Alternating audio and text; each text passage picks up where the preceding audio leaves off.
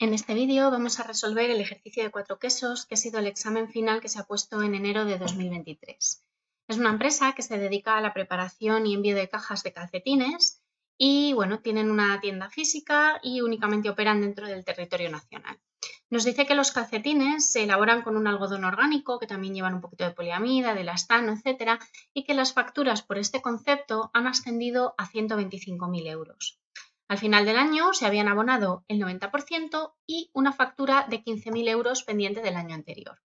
Vale, pues entonces vamos a ir apuntando 125.000 que van a ser el coste, porque esto hace referencia a las necesidades de producción de la empresa, 125.000 que son el gasto porque tiene que ver con el departamento productivo, y a la hora de pagar hay que hacer el 90% de 125.000 y sumarle esa factura pendiente del año anterior. Además de esto, la empresa también compra unos sobres para hacer el empaquetado, unas etiquetas, etcétera, ¿de acuerdo? Nos dice que el proveedor de sobres y etiquetas le ha facturado 2.000 en febrero, 3.500 en septiembre y 2.500 en diciembre, y que estas facturas se pagan a 60 días. Como gasto y como coste vamos a poner el total de lo que se ha consumido en este año, es decir, lo que se ha facturado en febrero, en septiembre y en diciembre. Pero cuando vayamos a hacer el pago del empaquetado tenemos que plantearnos en qué momento se van a abonar estas facturas. Entonces, la suma serían 8.000, esto sería lo que vamos a poner como coste y como gasto, y ahora tendríamos que pensar en qué momento se van a pagar las facturas. Las facturas de febrero a 60 días se pagan dentro de este año.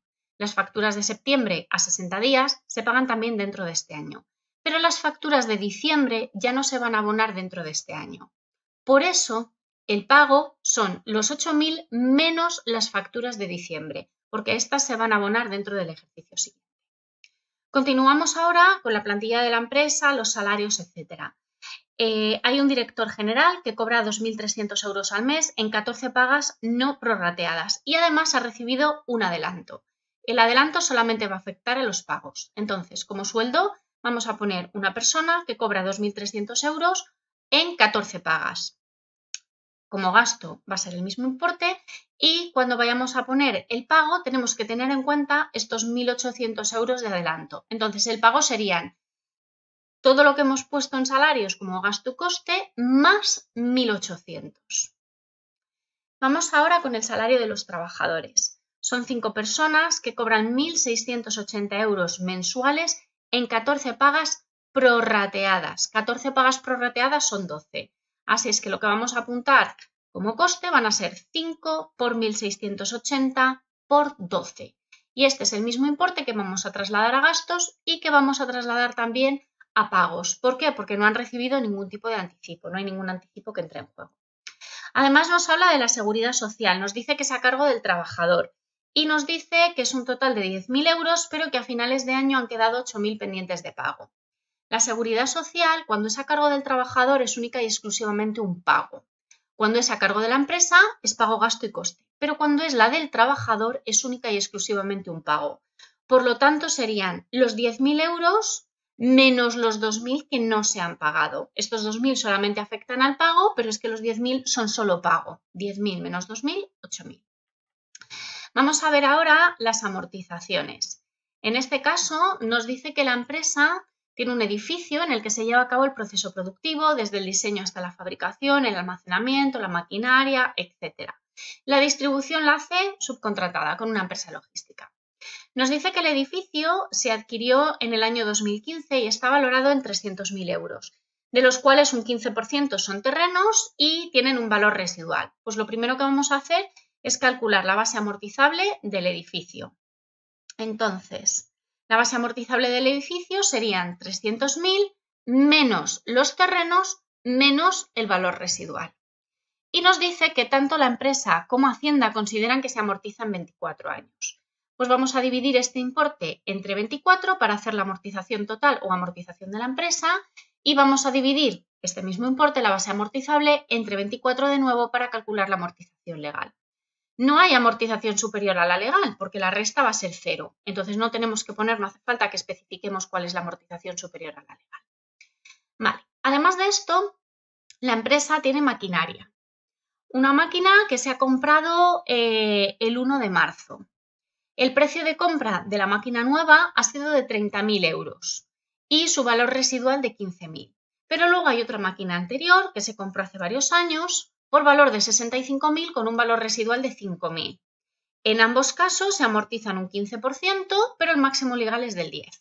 Para facilitar la cuenta voy a separar las amortizaciones de las dos máquinas. Voy a hacer por un lado la base amortizable de la maquinaria nueva con su amortización de la empresa, su amortización total, la legal y la superior a la legal, y por otro lado la base amortizable de la maquinaria antigua con su amortización total, legal y superior a la legal. Vale, pues vamos a ver. La amortización de la maquinaria nueva serían los 30.000 que ha costado, menos terrenos que no tiene, menos el valor residual, 1.500. Esta sería nuestra base amortizable. Y a esto le vamos a aplicar un 15%, que sería la amortización total, pero tenemos que tener en cuenta que se ha comprado el 1 de marzo. Entonces, como esta maquinaria se ha comprado el 1 de marzo, la empresa la va a utilizar desde marzo hasta diciembre, es decir, 10 meses. Por lo tanto, base amortizable por el 15% de amortización por el número de meses que se va a utilizar este año. Para la amortización legal haríamos la misma operación, base amortizable por el 10% de amortización por el número de meses que se usa este año, 10/12. Y para la amortización superior a la legal ya no hace falta multiplicar por el número de meses, porque lo que vamos a hacer es restar dos cantidades, la total y la legal, que ya tienen en cuenta el número de meses, entonces no hace falta ponerlo de nuevo, ¿de acuerdo? Vamos ahora con la maquinaria antigua. Es una maquinaria que se compró por valor de 65.000, no hay terrenos, valor residual 5.000, pues su base amortizable 60.000. La amortización total, la que quiere hacer la empresa, de un 15%. Como en este caso es el año completo, no hay que ajustar nada, y el máximo legal del 10%, pues la base amortizable por el 10%, no hay que ajustar nada tampoco. La amortización superior a la legal, como siempre, la resta de las dos anteriores. Una vez que hemos calculado todas las amortizaciones, podemos trasladar esta información a la tabla. ¿Cómo lo vamos a hacer? Como lo vamos a hacer en dos líneas, lo que vamos a hacer es sumar la amortización legal del edificio más la amortización legal de la maquinaria nueva más la amortización legal de la maquinaria antigua. Y esta suma es la que vamos a colocar como coste y como gasto. Recuerda que la amortización jamás es un pago. Para la amortización superior a la legal vamos a hacer exactamente lo mismo. Vamos a sumar la del edificio, que en este caso concreto no hay, la de la maquinaria nueva y la de la maquinaria antigua. Sumamos los dos importes y lo colocamos como coste, porque la amortización superior a la legal es un coste calculatorio y eso quiere decir que únicamente es coste. Continuamos con el enunciado. Nos dicen que la empresa que hace el reparto les ha facturado 30.000 euros en concepto de servicios. Bueno, esto es necesario para transportar la producción, es un coste, pertenece al departamento productivo, es un gasto y está abonado, 30.000 euros. Hay 400 euros de gastos mensuales en publicidad. Como son mensuales y estamos haciendo una tabla para el año completo, tendremos que multiplicar 400 por 12. Y además se han hecho una serie de campañas especiales por un total de 3.000 euros. La empresa, el proveedor que nos facilita o que gestiona la publicidad, nos hace una bonificación del 5% por pronto pago y la empresa siempre se acoge a ello. ¿Eso qué quiere decir? Que vamos a sumar 400 euros mensuales por 12 más 3.000. Ese va a ser el total, pero tenemos una bonificación del 5% por pronto pago. Vamos a hacer primero el descuento por pronto pago y después llevamos la cantidad a la tabla. Los descuentos por pronto pago afectan al coste, al gasto y al pago. Nos dice ahora que en suministro se ha abonado un 10% más que el año anterior, que las facturas fueron de 3.000 euros. Pues si se ha abonado un 10% más, 3.000 euros más el 10% de 3.000, ¿vale? Y este va a ser nuestro coste, nuestro gasto y nuestro pago. Viene ya la información financiera de la empresa. Nos dice que la empresa tiene 240.000 euros de capital propio a un coste del 2%. Pues multiplicamos y tenemos el coste del capital propio, que sería un coste calculatorio, únicamente coste. Además ha recibido una subvención de capital de 10.000 euros de la que ha cobrado un 60%. Las subvenciones de capital son única y exclusivamente cobros. Entonces vamos a hacer el 60% de 10.000, 6.000, y es lo que vamos a colocar como cobro en la tabla. Y ahora tiene un préstamo. No hace falta hacer la tabla, no nos lo pide y estamos en el primer año, por lo tanto, la cuenta es fácil. Ha recibido un préstamo de 100.000 euros, entran 100.000 euros en la empresa. Devuelve el primer año la mitad, pues la devolución, un pago, 50.000 euros. El resto en partes iguales. Solamente vamos a hacer la tabla de este año. Lo que suceda con el resto del préstamo ahora mismo no nos preocupa. Nos dice que el tipo de interés es del 8%. Esto sí es importante, va en la tabla. ¿El 8% de qué? De 100.000 euros, que es lo que hemos pedido. Pues vamos a poner el 8% como pago, gasto y coste. Llegados a este momento, nos dan ya la información relacionada a la producción. Han hecho o han empaquetado calcetines, un total de 29.000 pares de calcetines, de los cuales han vendido 25.000. Vamos a ir apuntando estos datos. Nos dice que el precio de venta se determina aplicando al precio de coste un margen del 15%, pues apuntamos un margen del 15% sobre coste y ha cobrado el 90% de las ventas. Bueno, para poder calcular mi precio de coste, lo primero que tengo que hacer es sumar el total de la columna de costes. Y una vez que tengo ese total de costes, lo voy a dividir entre el número de unidades fabricadas. El precio de venta sería esto mismo más un 15%, más el 15% del precio de coste, porque nos ha dicho que es un margen sobre coste. Vale, calculamos nuestro precio de venta. Han vendido 25.000 pares, pues 25.000 pares a 13,56 cada par, mis ingresos por ventas. Y han cobrado el 90% de las ventas. Pues el 90% de los ingresos es lo que vamos a poner como cobro por ventas. Nos quedaría únicamente calcular la producción. La producción tiene dos partes. Por un lado los ingresos por ventas, por otro lado el almacén. Los ingresos por ventas son las 25.000 unidades a 13,56, acabamos de calcular. ¿Cuántas unidades han quedado en el almacén? Pues si habíamos fabricado 29.000 y hemos vendido 25.000, la diferencia entre todo lo que hemos fabricado y lo que hemos vendido es lo que se queda en el almacén. Son 4.000 unidades. ¿A qué precio se quedan en el almacén? A precio de coste. Bueno, pues hacemos nuestra operación, sumamos los ingresos por ventas más estas 4.000 unidades a precio de coste y este va a ser el valor de nuestra producción. Trasladamos ahora los ingresos por ventas, los cobros por ventas y la producción a la tabla. Producto, producción, los ingresos por ventas en la columna de ingresos, fila de ventas, los cobros por ventas en la columna de cobros, fila de ventas. He terminado la tabla, sumo todos los totales y calculo mis resultados. El resultado monetario, cobros menos pagos, el resultado económico, ingresos menos gastos y el resultado interno, productos menos costes. De esta empresa podemos decir que el resultado interno es positivo, es elevado, está bien. El resultado económico es sorprendentemente pequeño en comparación con el resultado interno y el monetario. Algo está pasando, pero todavía no tenemos información respecto a qué. Y el resultado monetario denota que la empresa está haciendo una adecuada gestión del flujo de efectivo. Y con esto habríamos terminado el primer apartado del ejercicio, que era el que nos pedían los distintos resultados empresariales y que especificáramos las operaciones que íbamos haciendo. Vamos a calcular ahora las productividades, el punto muerto y las rentabilidades que nos piden. Vale. Necesitamos calcular la productividad de la mano de obra por hora bruta, por hora neta. El número de trabajadores es de 5, lo hemos visto antes cuando hemos calculado los salarios. El total de horas brutas serían 320 días laborables por 8 horas brutas de trabajo multiplicado por 5 trabajadores. Y las horas netas serían 5 personas por 320 menos 20 días de vacaciones por 8 horas brutas menos 1 hora de descanso.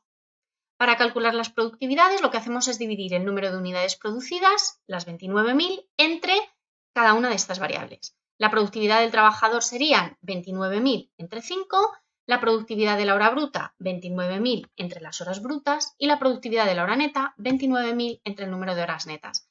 Acuérdate siempre, por favor, de hacer estas divisiones, porque si solamente pones las horas brutas y las horas netas, no has calculado las productividades y el ejercicio no puntúa. Y este es un error bastante común en los exámenes. Vamos ahora al punto muerto. Nos dicen que la amortización y los gastos de personal son costes fijos. Por lo tanto, lo que hemos puesto aquí en la amortización, salarios de dirección, salarios de trabajadores, si hubiera algo de seguridad social, amortización legal y amortización superior a la legal, todos esos conceptos son los que tenemos que ubicar como costes fijos. Sumamos y tenemos el total. El resto, costes variables, cogemos el total de la columna de costes y le restamos los costes fijos que acabamos de calcular. Sin embargo, para calcular el punto muerto, yo lo que necesito tener es el coste variable unitario. Así es que vamos a dividir estos costes variables totales entre el número de unidades que he producido, que serían 29.000. Y eso me da el coste variable unitario. Ya puedo aplicar la fórmula del punto muerto. Costes fijos dividido entre precio, que lo he calculado antes, menos el coste variable unitario. Esto me da un resultado de 21.808, recuerda que siempre redondeamos hacia arriba, unidades. O sea que esta empresa tiene que vender 21.808 pares de calcetines para poder tener un beneficio cero. Vamos a calcular ahora la ROE y la ROA. Tengo ya las variables apuntadas. El resultado económico es el que hemos sacado de la tabla. Los impuestos me dice aquí que la tasa impositiva es del 25%. Bueno, pues el 25% del resultado económico. El patrimonio neto es información que me tienen que dar en el enunciado. Entonces vamos a buscar aquí este pequeño balance y me dice patrimonio neto y pasivo. Bueno, pues el patrimonio neto sería el capital social más las reservas más las subvenciones. Sumamos todos esos importes y nos da 320.000. El patrimonio neto ajustado es el patrimonio neto menos las subvenciones de capital. Restamos. Una vez que tenemos esto, calculamos la rentabilidad, la ROE. Resultado económico menos impuestos entre patrimonio neto ajustado. Vamos ahora por la ROA. Necesito el resultado económico y los impuestos, los tengo arriba. Necesito los intereses financieros, voy a la tabla y busco en la línea de intereses financieros. Y ahora tengo que calcular o tengo que coger el total de la inversión y calcular la inversión neta. La inversión total es el total activo o total pasivo. Si nosotros nos fijamos en el total activo, pone 380.000, total pasivo, o sea, todo lo que sería el lado de la derecha, al lado del pasivo, 380.000. Bueno, pues esa es la inversión.